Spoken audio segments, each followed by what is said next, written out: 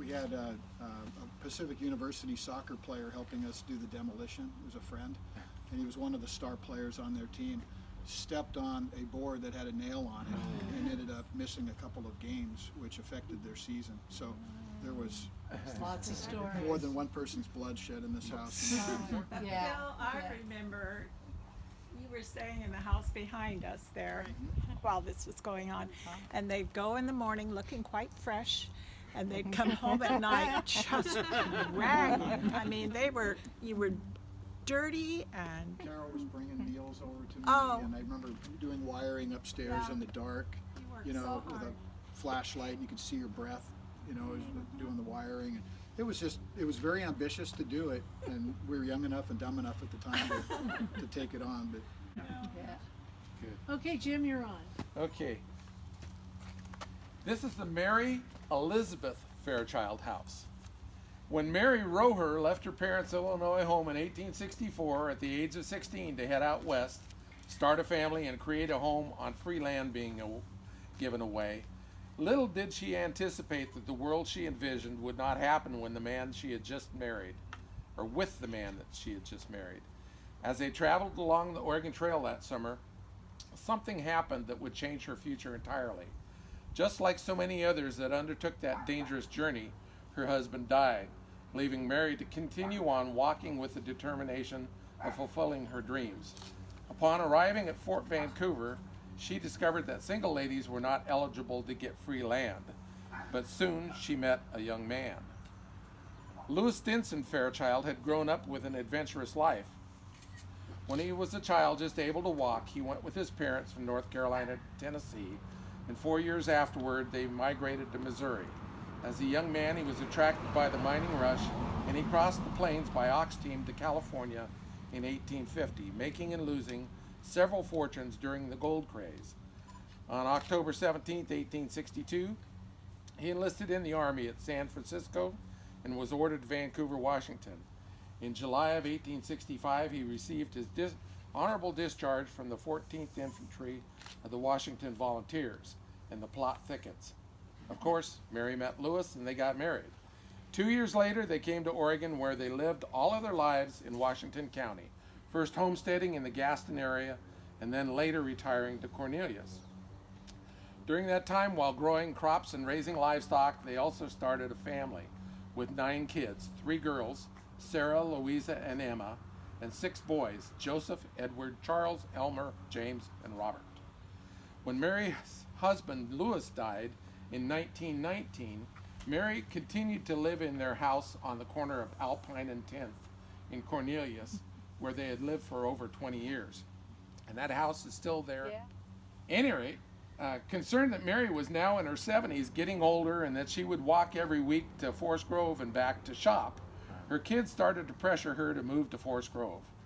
Soon Mary moved into this house, which was next door to her son Joseph and his wife Nora, who lived on the corner where we just left. The Fairchild family thought that they could keep an eye on Mom from there.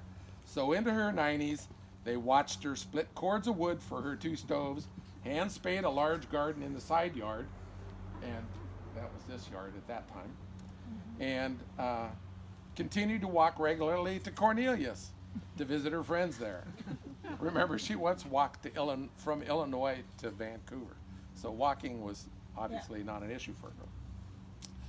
Mary loved to peel a large onion each evening and eat it like an apple. What a woman. Mary Elizabeth Fairchild died in 1940 at the age of 91. Another longevity in these old houses. And we suspect the onion part was why she never remarried. That could be the case. There have been 5 other owners of this house since then, until when in 2006, Carol and Phil Clark took on the task of completely renovating it into the beautiful house that it is today. We are thankful for all the hard work that they have done and are pleased to present to them, on behalf of the Friends of Historic Forest Grove, a plaque recognizing the Mary Elizabeth Fairchild house.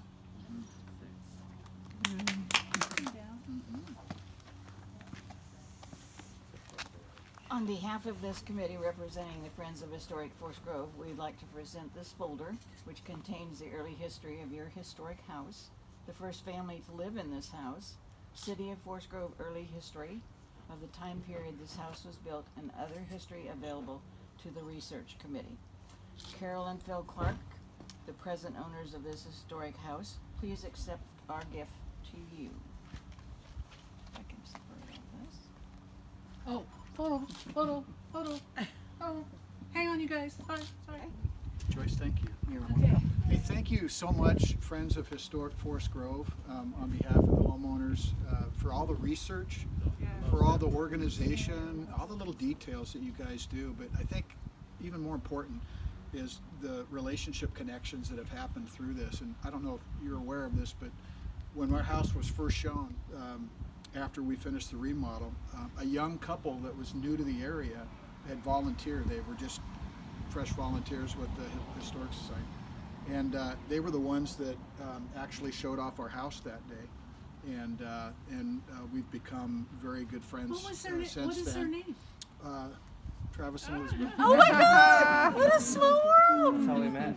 In fact, Travis and I are business partners and now neighbors. So it really is because of the Historic Society. Yeah. So Yeah. thank News you so stories. much We for love the news work that stories. you've done. He And has to add I'm a story to history buff, and it's been fascinating to read the things that you guys have dug up about the area. So thank you very much. So my question to you, and this one's got to be a big one: why this house?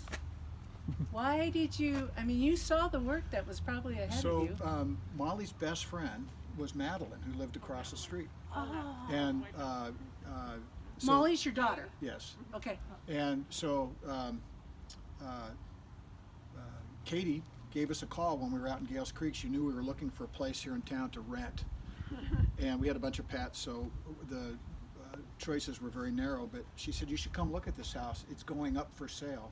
And the Hillborns next door were the ones that had bought it. He was a real estate lawyer, and he just wanted to turn it quick. And Flip it or something. yeah, and so we grabbed a contractor that we trusted, and we came in, and he looked at it, and he said, it has good bones, you know. And so they had advertised it as knock it down and build new, or, you know, renovate. And Carol and I were like, well, we could do this. Oh, no problem. 15 years ago. So 16. it was, yeah, 16 years ago. yeah. And we're still working on it. So.